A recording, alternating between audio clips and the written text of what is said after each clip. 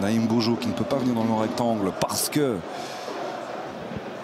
Alessio Caschio reste collé à la ligne médiane pour une potentielle reconversion rapide.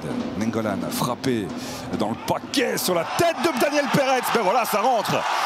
Efficacité 100%, première possibilité, premier coup franc, premier ballon joué de la tête par Daniel Perez. Le héros masqué de ce début de match de Lokeren. Il est compliqué le début de match pour Liège avec cette sortie très tôt dans la rencontre d'Alexis Lefebvre. Alors que les premiers semblants d'occasion étaient liégeois.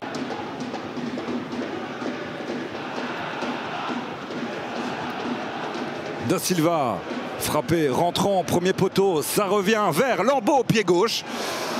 Eh bien, la voici, la première occasion.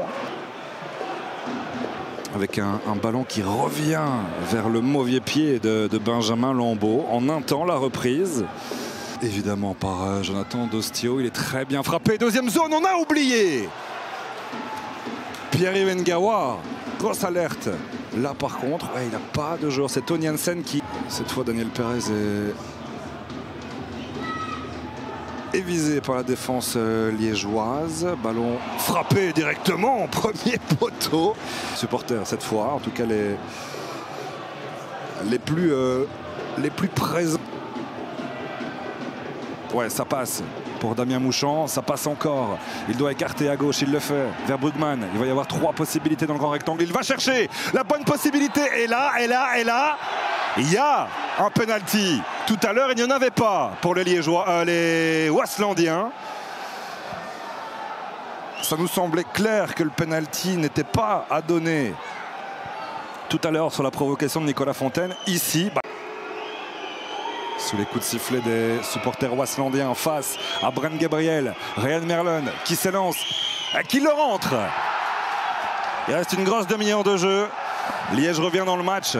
Finalement, Flavio Da Silva qui n'a pas été le joueur le plus visible aujourd'hui, qui n'a pas su se procurer des grandes occasions, mais c'est aussi peut-être ça son rôle, d'être au bon endroit au bon moment, de faire basculer une rencontre sur une action. Et cette fois-ci, c'est on a cherché un penalty parfaitement frappé par Ryan Merlin.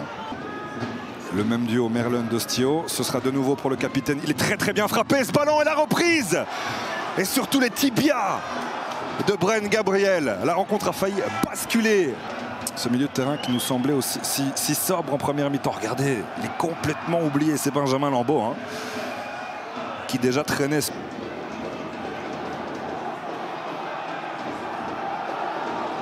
Ils se sont mis dans une situation compliquée. Là, les Liégeois avec ce ballon joué en retrait. La reprise! Et la voici! La possibilité concrétisée par le Sporting. On parlait de regret. Et il n'y en aura pas sur cette tentative de Tony Hansen. Une occasion, un but en deuxième mi-temps pour le Sporting. Et ça fait mal pour les Liégeois, mais sur cette relance complètement loupée, finalement l'adversaire numéro 1 des Liégeois aujourd'hui ne serait-il pas les Liégeois eux-mêmes?